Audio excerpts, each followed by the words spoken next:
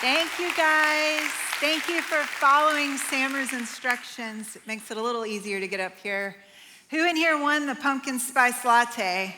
You are my people right here on the front row. And it is true, my family is hitting up Susto Taco Bar just after this service. I promise you that. Something else that's true that I didn't put in the video this morning is that 6 years ago, my family moved from the beach to Georgia. Most of my friends in Georgia have a really hard time understanding why we would move from the beach. Who in here has heard of Panama City Beach?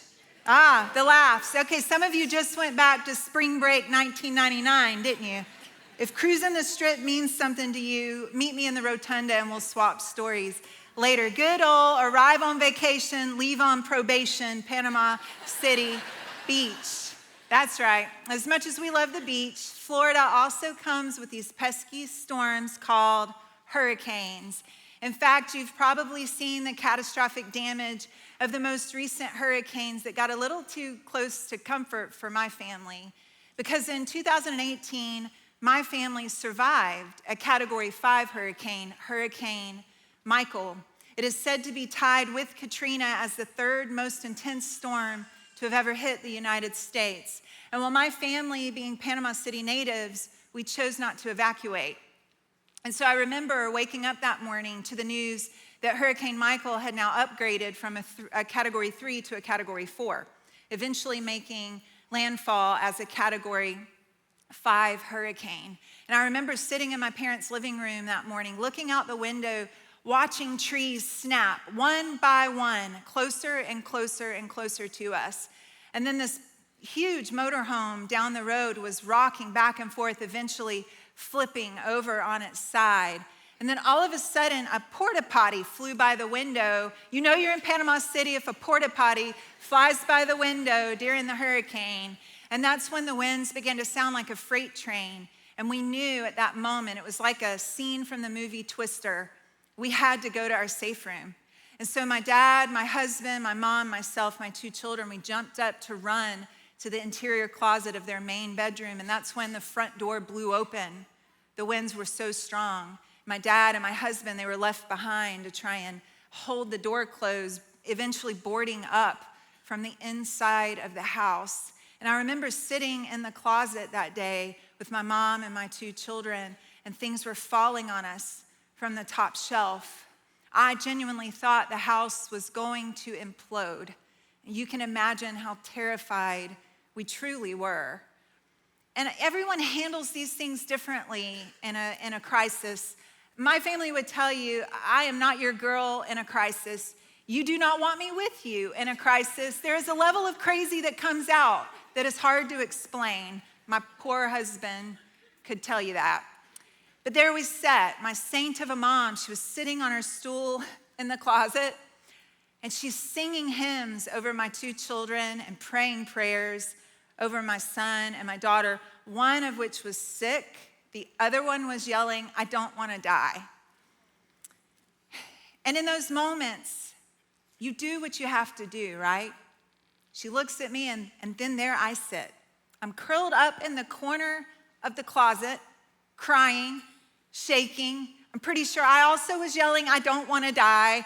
And my mom reaches in her purse. And to this day, I have no idea why my mom had her purse in the closet with her. But there she sat. I don't know where she thought we were going, but she was prepared. She sat on her stool, she reaches in her purse, and she pulls out the emergency Xanax. Now, I don't know about you.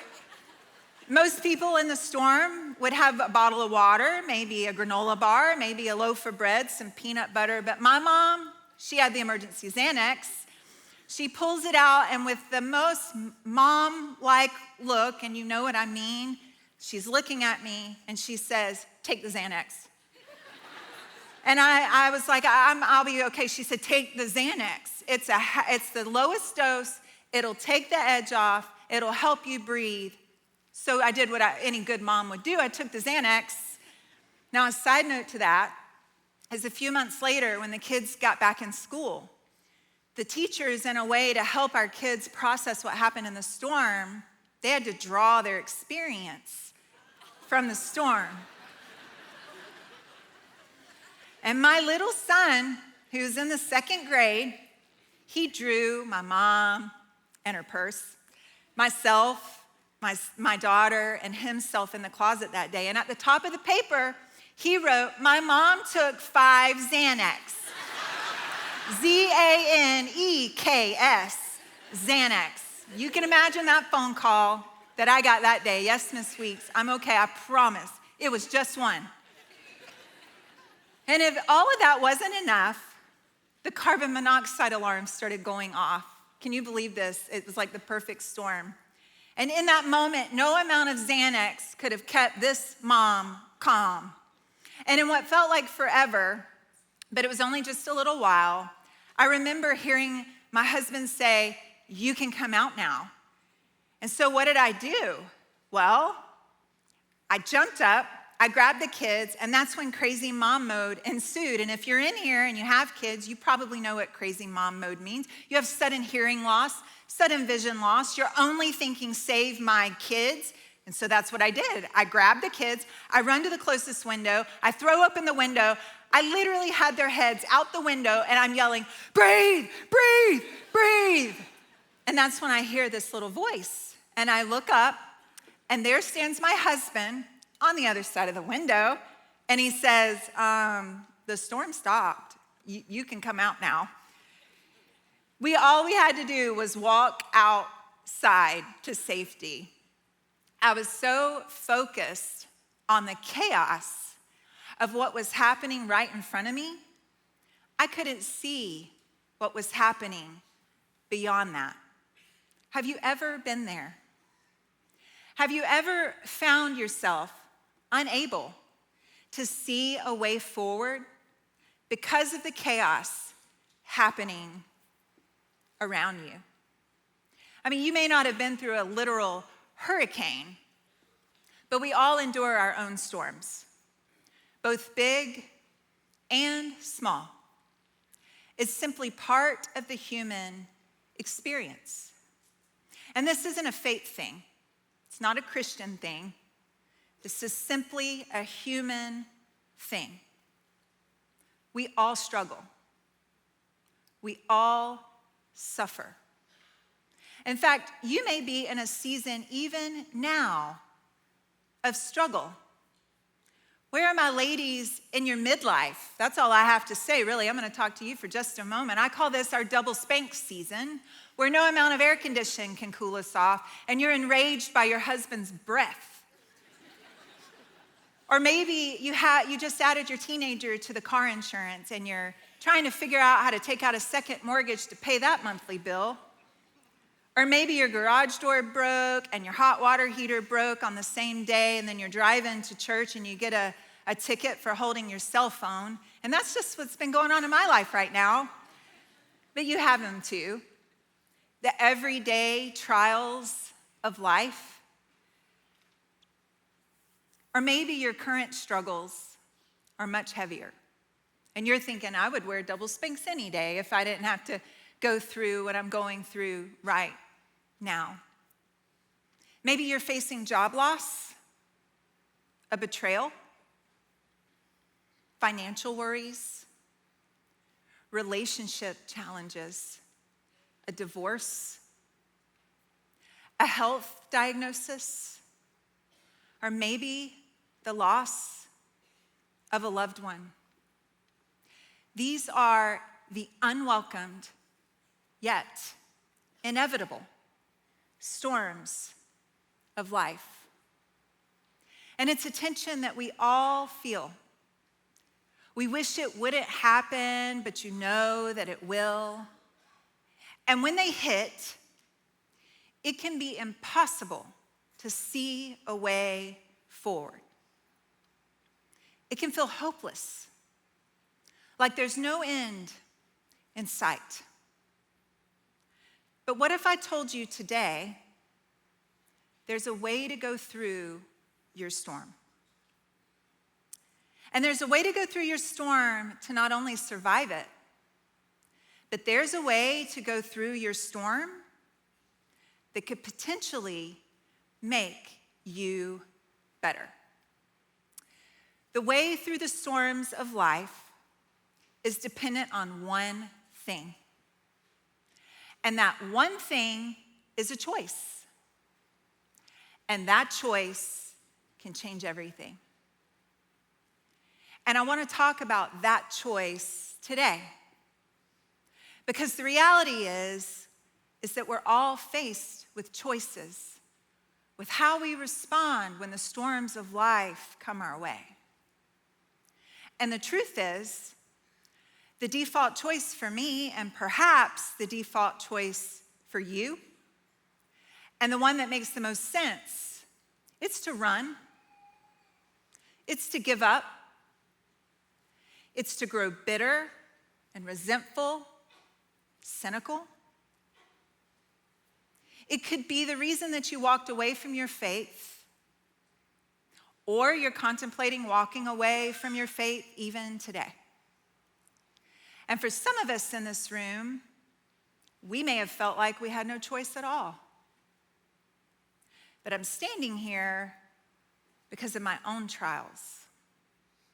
And I've learned and I'm learning there's a better choice. And so that begs the questions. If the storms of life are going to come no matter what, then how does our faith inform our response? How does it help us to make a choice? How does it help us to see a way through that not only helps us to survive, but has the potential to make us better? And if you're here today and you don't have faith, maybe your storm has forced you here to look at a different response because what you've tried in the past is no longer working. And I want to say, I'm so glad you're here. And my prayer is that you walk out with a little more hope than what you walked in with. Today we're talking about another choice. And we're going to look at the life and the teachings of James. And I believe with practice, the choice James gives us, I believe that can become our default choice.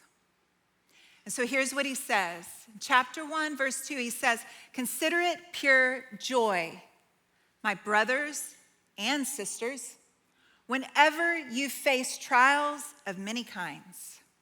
And I'm going to stop right there. Because I believe if you had shown me this when I walked outside after the hurricane and I saw the total devastation, houses completely gone, not a tree in sight, we couldn't get in touch with our family members, I would have challenged you.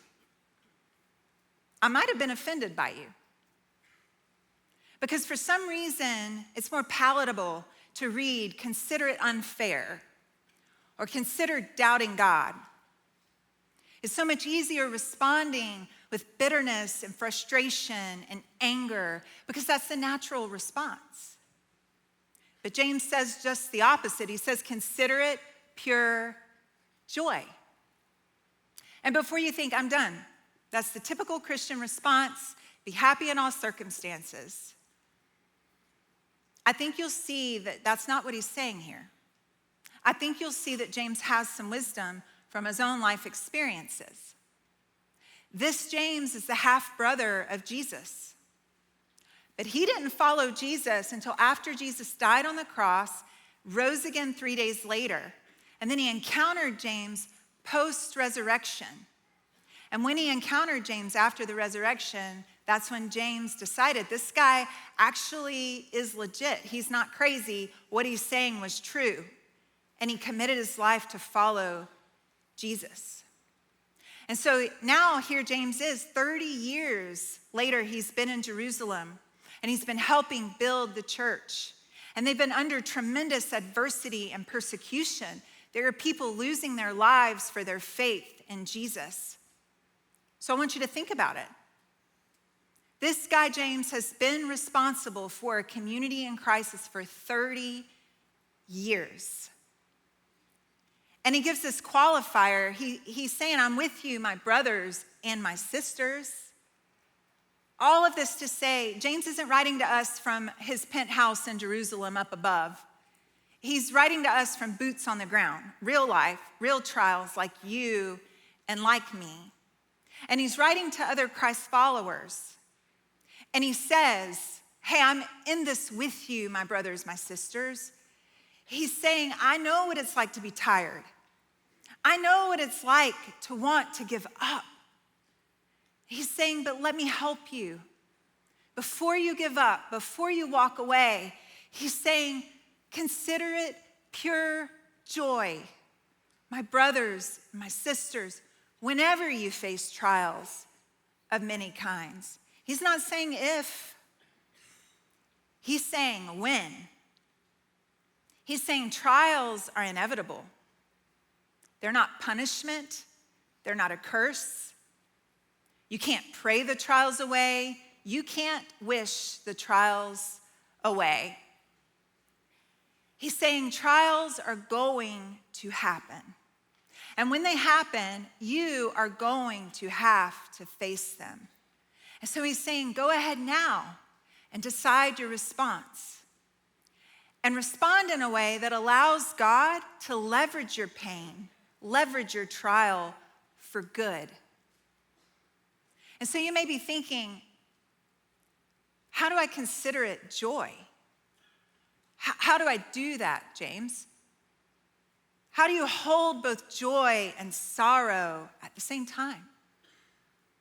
How do you choose joy when life is falling apart? Well, he goes on to tell us in verse 3, he says, because you know that the testing of your faith produces perseverance.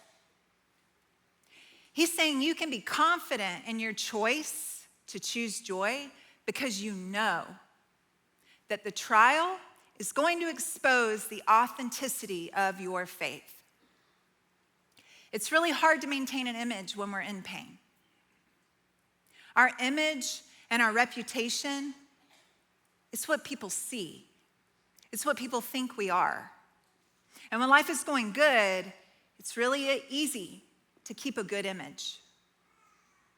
But our character, what's on the inside of us, our true colors, when life gets hard, our character is exposed. You see, your faith, your commitment, and your integrity are measured by your reaction to pain. And whether we like it or not, James is saying there's actually joy in discovering where our faith is. And if you can take a step back, and you can catch your breath, and you can regain your vision, there's joy to be found, even in your pain. He says, because you know that the testing of your faith produces perseverance. It's producing something in you. Perseverance also means endurance. I found it interesting that the Greek word for endurance is called hupomone. It means staying under the tension. That's what produces endurance, staying under the tension. If you put your faith part aside for just a moment, I think you'll see this to be true in other areas of your life. If you've ever had to pay off debt, or you've ever had to get your health in check, or you've ever gone to school to get a degree, then you know staying under the tension yields the results that you want. Take working out, for example. To improve your endurance, to grow your muscle, you have to experience time under tension. I wish it was a one and done. I wish we could walk in, walk out like a supermodel, but that's not the way that it works. You have to experience time under tension. A while back, I hired a personal trainer, and I went in and I told him I have two goals. I said, I want to increase my confidence in my abilities, and I want to increase my strength. Quite honestly, when I would walk into One Life, where I go to the gym, I would make a beeline up the stairs with my head down, to the movie room. It's all dark. I would work out. I would make a beeline back down the stairs to my car, never making eye contact with anybody. And quite honestly, I saw this lack of confidence throughout my whole life. There was a common thread. And vulnerably, I told this trainer that. I said, listen, I want to increase my confidence in my abilities, and I want to increase my strength. And so I came in one day, and he's standing there with a big old grin on his face. And I'm thinking, oh boy, what did I get myself into here? He says, I got a plan, follow me. And so we start down the middle of One Life on the bottom floor. If you've worked out at One Life, you understand what I'm saying. Very intimidating. Through the middle of One Life, and I'm thinking, oh no. It takes me to the mirror area. The mirror area is where all these big dudes work out and grunt at themselves the entire time while they're looking at themselves. And he puts me right in the middle of all of them. He pulls out this standalone piece of equipment that looks like this. You can imagine the horror. I'm thinking, what the world do you do with that?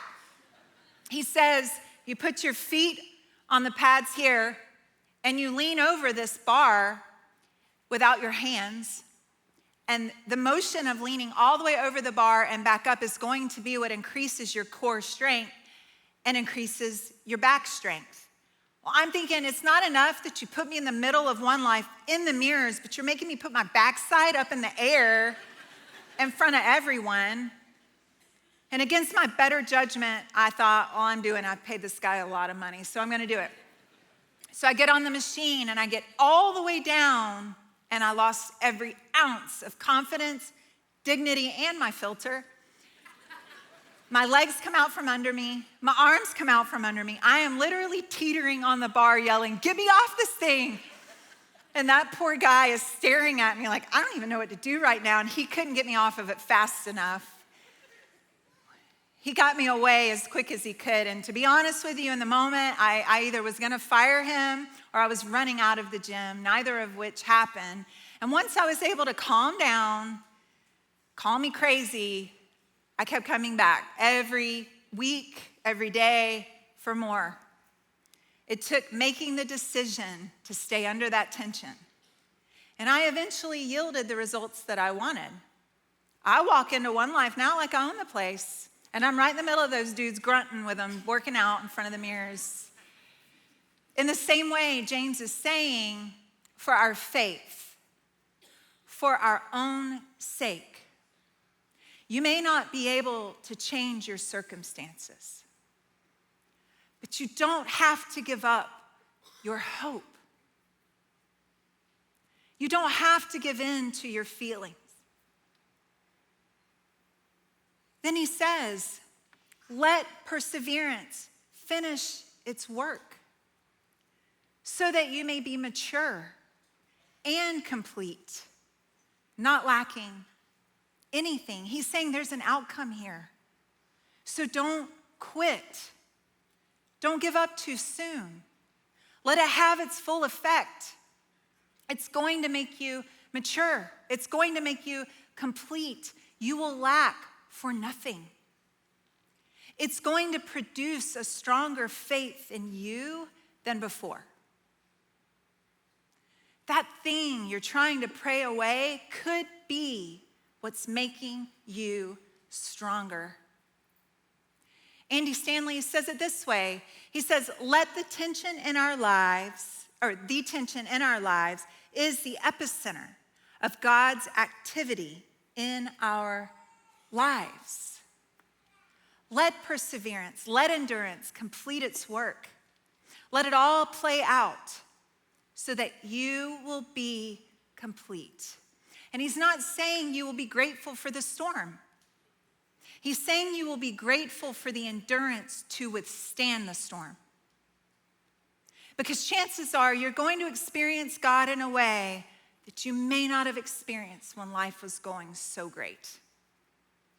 There is something about trials that gives us a glimpse of God's goodness and his grace that we often will not fully grasp when life is good. Making the choice to focus on what is beyond your circumstance, is what produces the endurance that keeps you moving forward. It's hope. And you may be asking yourself, how does she know? She doesn't know what I'm going through. But when Samara asked me to speak, it made the most sense to me to speak to you from the pages of my life over the last year. On March the 1st of last year, I walked out of a staff meeting to the phone call from my dad. My mom, who had gone in for a routine procedure, came out with a terminal diagnosis. They said she had cancer. And at the time, they gave her 3 to 5 years to live. We knew the type of cancer that she had a very low cure rate, 8% to be exact. And so it's amazing when you know that and you get 3 to 5 years, how long 3 to 5 years suddenly sounds. And I remember thinking in the moment, God, please, I remember asking God, please give us 3 to 5 years. Please give us the most you could possibly give. I thought 3 to 5 years, she'll see my daughter graduate high school. She'll still get to see my son get his driver's license. She'll still get to go to the 16th birthday trip we were planning that summer.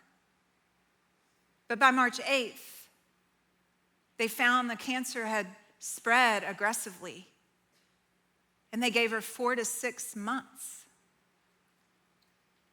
And on March 20th, my mom passed away. And I'll be honest, the pain of her loss was too hard to bear. And I couldn't see a way forward for our family, for myself. I've always heard it said the mom is the glue, and in my case, I found that to be true.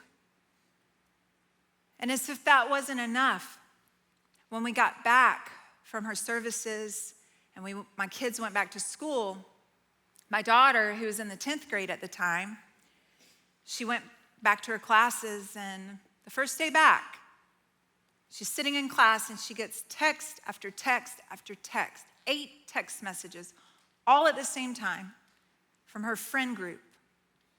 And they had decided that they were no longer going to be her friend. They believed a rumor that was spread while she was gone, and they told her exactly what they thought of her. They cut her out of the friend group. And for those of you that have children, you understand when they suffer, we suffer. And then after that, my dad, just a short while later, went in for a routine procedure, and he had a major complication. And my sister, who was with him, she called me home. She said, I don't know what the outcome's going to be here. He is incredibly sick. So I went back to the same hospital my mom was diagnosed in. And as I'm sitting in the hospital room with my dad, 5 months to the day of my mom's passing, we get the word my grandma, my mom's mom, had passed away. And all of that, on top of the everyday trials, the financial struggles, the work tension, the marital tension, my own health struggles. And to be honest with you, I had had enough. I couldn't understand why all of these things at one time, all I could see was what was right in front of me. And I felt hopeless. And I felt helpless. I couldn't change any of it. And I've spent the better part of the last year wrestling with God about how I feel, searching for his goodness. And every time I would take God to the mat and begin telling him how I feel, all of my questions, I would remember this one conversation with my mom before she passed away. About a week into her diagnosis, she had a major complication. And they called me home in the middle of the night. They thought that was going to be it for her. And so by the time that I got there at midnight, they had stabilized her and the prognosis looked a little differently. And so my dad had gone home to rest, and it was just she and I. We were sitting in the hospital room. And when you get a diagnosis this aggressive, you don't always see doctors in the order in which you should normally get to see them. And so this was the first time the oncologist had come into her room and saw her. And he said, Miss David, I read your charts, and I'm here to give you a treatment plan. And to be honest with you, the type of cancer you have, the treatment is just not going to extend your life. He said it will only make it harder. And so I would encourage you to spend the rest of your days with your family.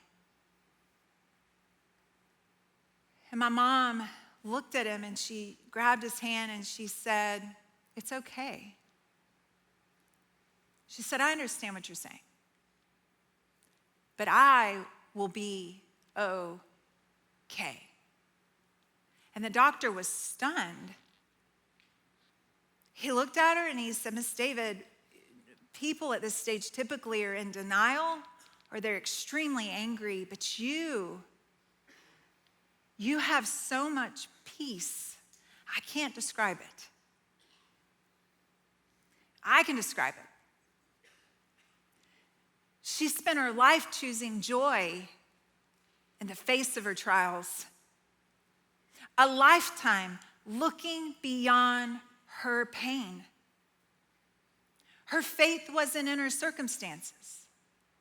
Her heart was fixed on Jesus. Her hope was certain of what she could not physically see. And she didn't stop asking God for a miracle, and neither did we. And I would encourage you, never stop asking for your miracle. But she didn't let what she was facing rob her of the joy that she had in her Savior. She lived her life in such a way, training in her trials, that the endurance she had to finish her race was the inspiration I needed to keep running mine. And this has been my tension over the last year, where God has actively been healing me, the place He's been restoring me and helping me and loving me and growing me. Where is your tension? Where is it in your life? Where is your opportunity to choose joy? I want to leave you with 3 things today that will help you make the decision to choose joy. The first one is to be honest in the trials. Be honest about how you feel. The feelings that accompany trials are real and valid. Doubt, rejection, insecurity, guilt, shame, worry, rage, envy.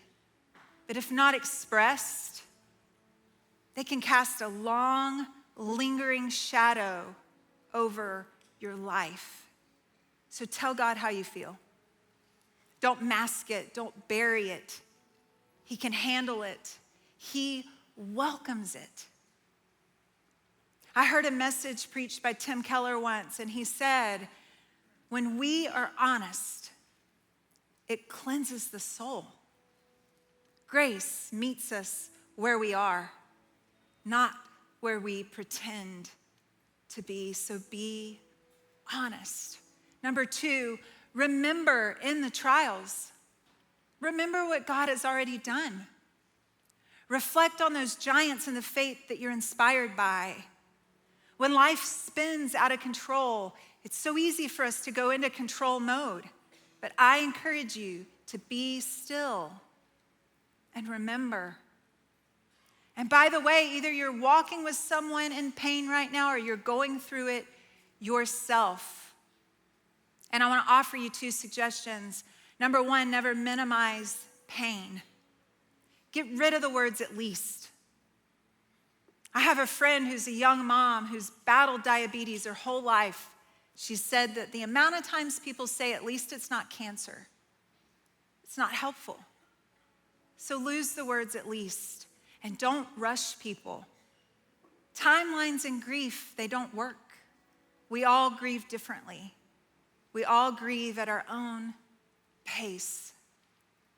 And number 3, be determined in the trials. Decide now that you may feel all the feels, but you can trust God with the rest. And here's what's true. It is easier to be determined when you are not alone. So don't isolate. Surround yourself with people that can help you stay determined. And today's a great place to start. There are actually people across the hall in our next room whose whole job is to help you find your people, to help you connect here at Woodstock City. So dig your heels in. Stay under the tension. Be determined. Listen, I don't know what your story is. And the longer I live, I'm convinced that most of our lives don't just include pain, they are pain. But here's what I know. I know that God is bigger than your circumstances.